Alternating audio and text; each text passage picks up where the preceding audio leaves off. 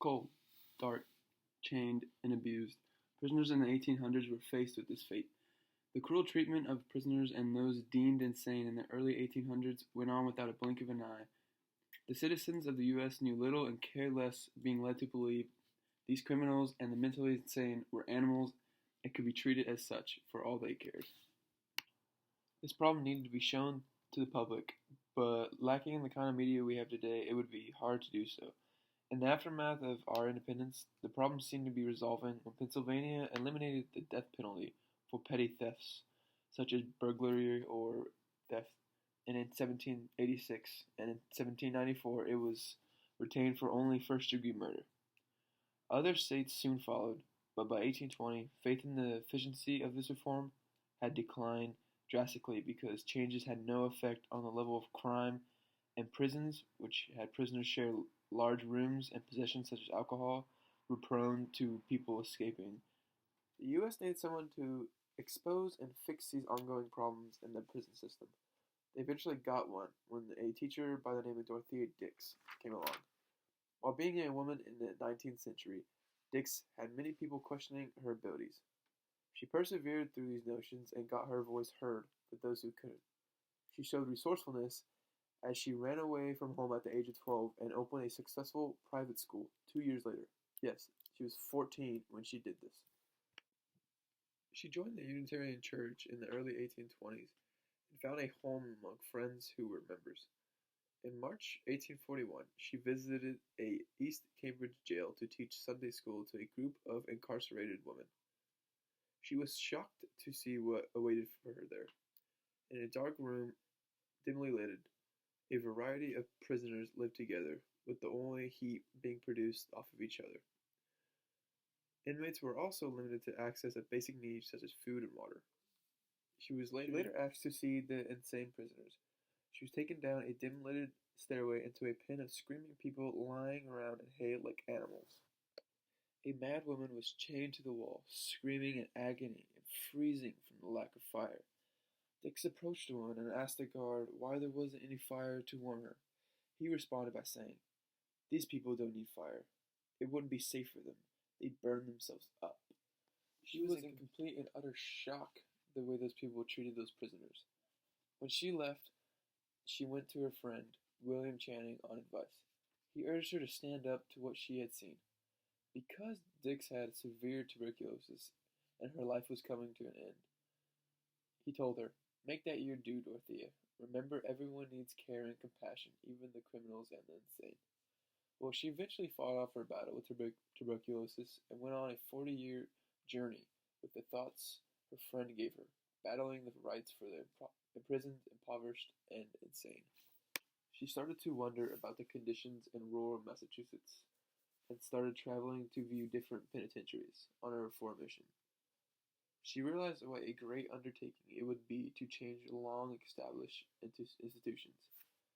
Most Americans had no idea about the conditions in prisons, or they put it out of their mind to live guilt-free. But when Dorothea Dix wrote, her words reached the people like none before her. She soon wrote a memorial to the Massachusetts legislature, in that she wrote, "It is not few, but many, if it is not a part, but the whole, who bear unqualified testimony to this evil. A voice strong and deep comes from every almshouse and prison in Massachusetts, where the insane are or have been protesting against such evils. Gentlemen, I commit to you this sacred cause." She showed powerful and moving language that couldn't be ignored, and she quickly gained supporters in the government. Her 1843 Massachusetts memorial was followed by visits to asylums and prisons in many states, including New York, New Jersey, Pennsylvania, and Kentucky. Everywhere she visited, she surveyed the prisons, printed more memorials, and pleaded for the treatment of prisoners rotting inside. From 1848 to 1854, she lobbied the House of Representatives a bill that would utilize 12 million acres of government land for asylums, which was supported by the current president, but later vetoed by the next one. In 1854, she traveled to England to note the differences in the prison systems. Although she had done many powerful and moving things, people still were prejudiced against the fact that she was a woman. Upon her return to the United States in 1856, she continued to travel and investigate many states she had missed before. However, at the outbreak of the Civil War, she put her energies into being the superintendent of Union Army nurses. Although she wasn't effective in this field, she continued to serve throughout the war. In 1881, the State Hospital in Trenton, New Jersey opened. This was the first hospital that was initiated and built through her efforts. Since her health was failing, she admitted herself into her own hospital. However, with her decline, she remained in the hospital for a period of 6 years. Her death came on July 17, 1887, ending a career that was unique in its singleness of purpose and magnitude of accomplishment. While Dorothea Dix mainly just shined a light on the treatment of people in prisons, Louis Dwight was the first activist to really take action.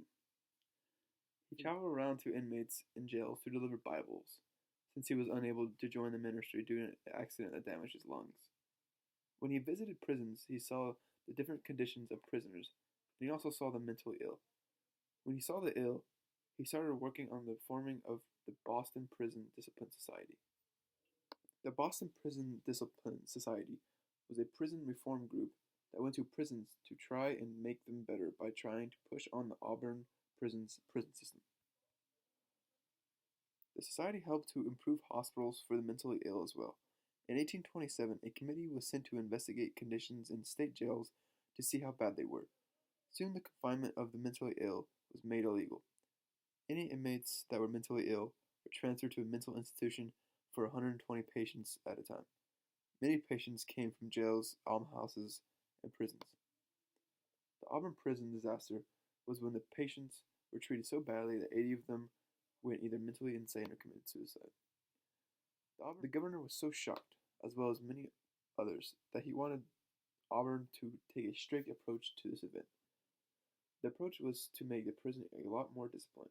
Before this idea took full effect, there were many tries that took place. The Auburn prison system was cheaper than the Pennsylvania system. Cheaper construction was possible because cells were able to be built upward much more easily. Cells could also be smaller because the cells did not have to hold convicts 24 hours a day. The proposal of a penitentiary house, which was a 16 individual cells for solitary confinement. The penitentiary, unlike jails or prisons, set itself to task of rehabilitating prisoners. Religious penance became the paradigm for criminal punishment. The monastic chamber served as a model for the prison cell. Walnut Street exemplified the philosophy of what became known as the Pennsylvania system, which separated prisoners from one another while enforcing silence and manual labor as mechanisms for transportation. In the early to mid-19th century, the abolitionist movement gained momentum in the Northeast. In the early part of the century, many states reduced the number of their capital crimes and built state penitentiaries. In 1834, like I said before, Pennsylvania became the first state to move executions away from the public eye and carrying them out in correctional facilities. A year later, in 1791, there was a design for a panopticon, a prison designed for allowing a centrally placed observer to survey the inmates. As prison wings radiated out from the central position, this panopticon became the model for prison buildings for the next half-century. And later in 1799, the Penitentiary Act specified that goals should be built for one inmate per cell and operated on a silent system with continuous labor. The first national penitentiary was completed at Millbank in London in 1816. It held 860 prisoners, kept in separate cells, although association with other prisoners was allowed during the day. Work in prison was mainly centered around simple tasks such as picking, core, tarred rope, and weaving.